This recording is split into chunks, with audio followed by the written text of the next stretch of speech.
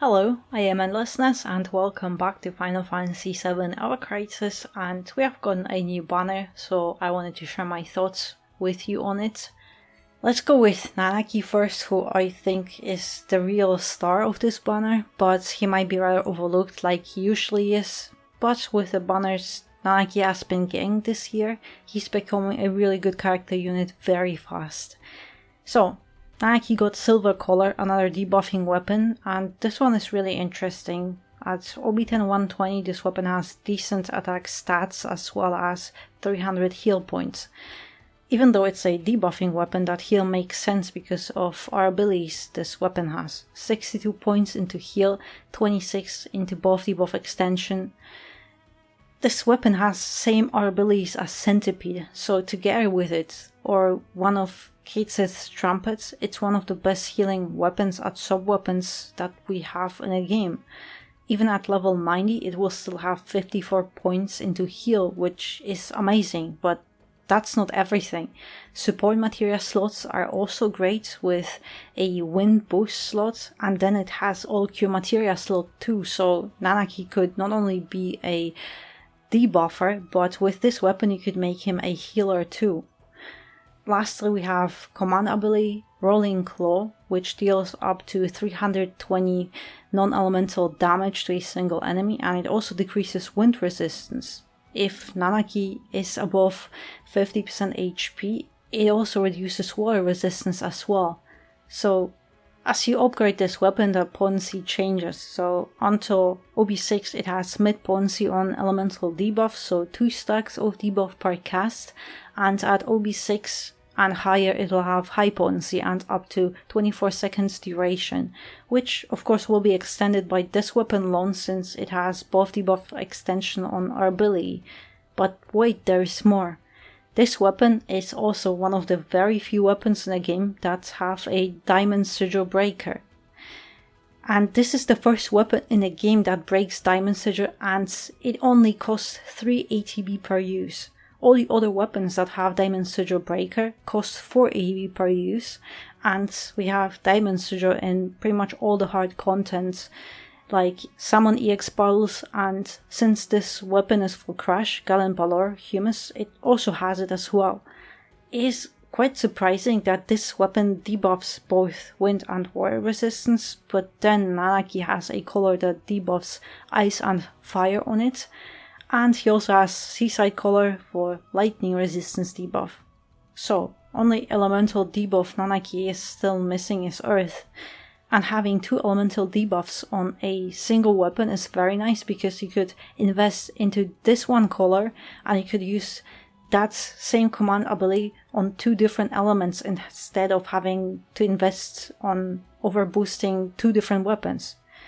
Yes, I can see why some people are complaining that Nanaki doesn't have a single target DPS weapon or Arcanum in the game, but I think Nanaki is such an outstanding support character with having so many debuffs, buffs and more, and the game is still giving him more banners like that with those supportive abilities. It's making him a better and better support. I personally see Nanaki as one of those ultimate support characters that's giving him a DPS banner would suddenly feel very weird simply because of him being such an amazing support unit.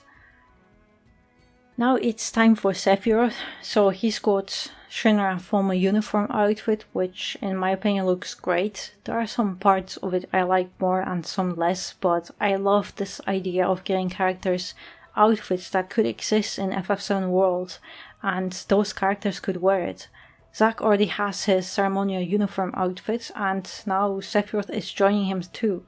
I also think it's one of Sephiroth's best looking outfits so far, but it's time for stats, and that's where my personal disappointment begins. Sephiroth got Wind Mastery, meaning he got 20% wind damage boost, and buff debuff duration with 10 points, so 40% extension from this outfit alone. It wouldn't be bad if Sephiroth then already have a Wind Mastery outfit, We got our first Sephiroth Wind Mastery outfit back then during Halloween, with the difference that Dark Harbinger outfit has 10 points and Wind Mastery. And this is where my issue is. If you pull on that Halloween banner and have that Dark Harbinger outfit with Wind Mastery, I see no incentive to pull on this banner. I personally see it as a waste of crystals because both of these outfits have same Wind Mastery. The only difference is you're swapping HP for buff debuff extension, something you could achieve just by equipping a sub-weapon and you would get the same exact result. However, if you didn't play it or pulled on that Halloween banner back then, sure, that is a really nice outfit for Sephiroth and definitely worth pulling. Also, Shinra uniform looks so much better than Dark Harbinger as well. But at this point, so 6 months later, I think they should have given Sephiroth an actual outfit upgrade. I personally think that this outfit should have had Wind Arcanum for Sephiroth. It's not like we don't have Elemental Arcanum with buff debuff extension. Zack just had such outfit with his recent Ice Arcanum banner, so Ice Arcanum and buff debuff extension. So giving Wind Arcanum for this outfit would have made every player want to pull for this outfit, regardless if you have Halloween outfit or not. It would be an upgrade for everyone. Optionally, buff debuff extension mastery could at least make this outfit slightly more interesting. Then we have Sephiroth's banner weapon, Shinra Military Swords, and at OB10 120 this weapon has 679 points into physical attack, and that's amazing because it's one of the weapons with highest physical attack points in the game. Then we also have our abilities, so physical attack and wind potency boost. Sure, physical attack has only 31 points, but wind potency goes up to 52 points. Which is great because you will pair it with Dark Harbinger, so you don't need a lot of points into physical attack to max out this ability, and it's the wind potency that you want to invest more into, and this weapon has exactly that. So with those two weapons as a combo, you won't need another physical attack weapon, and you'll only need to equip weapons with attack or HP and of course wind potency, or whatever you might need for the battle. As for materia slots, they are rather standard, with both physical attack boosts and the last one is circle soldier boost, so that's always very nice. Lastly, we have command ability Theatrical Strike, which by the way has really cool looking animation.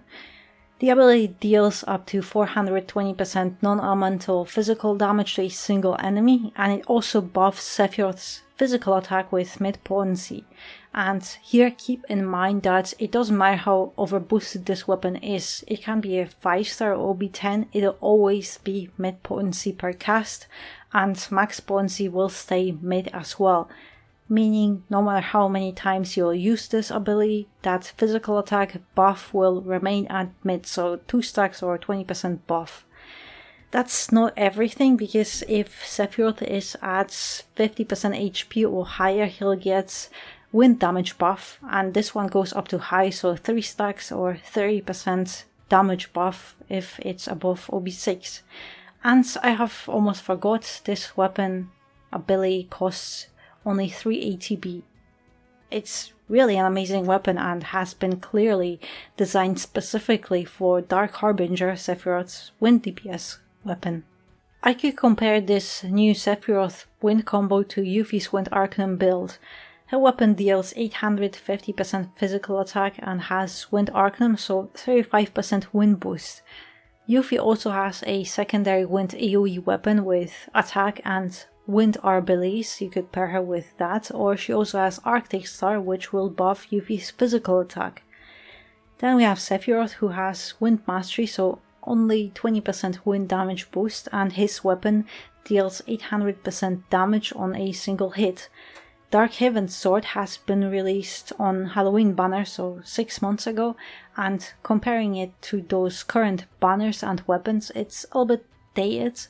It's not useless, those 6 months later it's still perfectly viable, but if you compare it to those new banners and weapons, it's a little bit dated because it's not as strong when it deals only 800% damage, and we have weapons that now deal 850% damage and often have a second ability like attack self buff, 1.2 damage if against a single enemy, and so on. So this new weapon brings Sephiroth's Dark Havens up there, so with those buffs of Sephiroth's double wind weapon combo, it can now compare to Wind's Arcanum that Yuffie has. I am surprised because all those post-half anniversary banners were really amazing and came with amazing weapons and outfits. It pained me to skip them, and I honestly expected Sephiroth to get just as amazing and skippable outfit or something even better. I was fully prepared to pull on this banner, and that's why I skipped all those previous banners, and now I'm just disappointed, and part of me regrets skipping on Zack's Ice Arcanum outfit. I skipped it because at that point we already knew we'll be getting a Sephiroth banner soon after that, and I expected something equally amazing.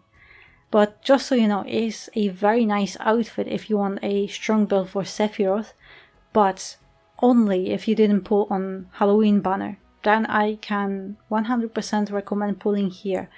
But if you already have Halloween Wind outfit, I don't think getting this outfit is worth spending your crystals on. It can cost you around 30,000 crystals and you're not getting any outfit upgrades. All you're getting is a very nice wind weapon, support weapon that will have an amazing synergy with Sephiroth's wind DPS weapon. But after this banner expires, you'll be able to wishlist both Sephiroth's and Nanaki's weapons, and by the end of June, those two weapons should be added to the general weapon pool, meaning with some luck you'll be able to get these from tickets or free daily pools if we get them.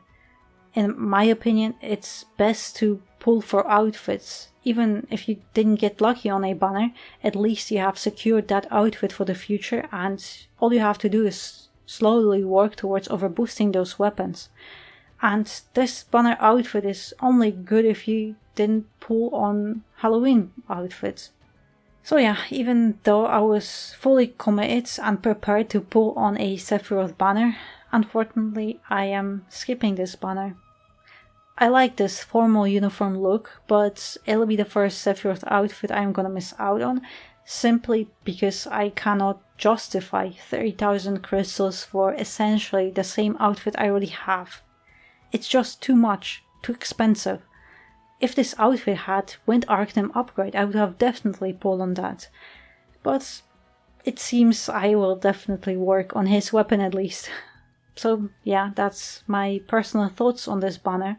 Both weapons are amazing, but the outfit for me personally is just underwhelming and disappointing because I already have one mastery outfit. If you don't, then this banner as a whole is great for you. So yeah, if you're going to pull, I hope you get lucky. And thank you very much for watching, and I hope to see you next one.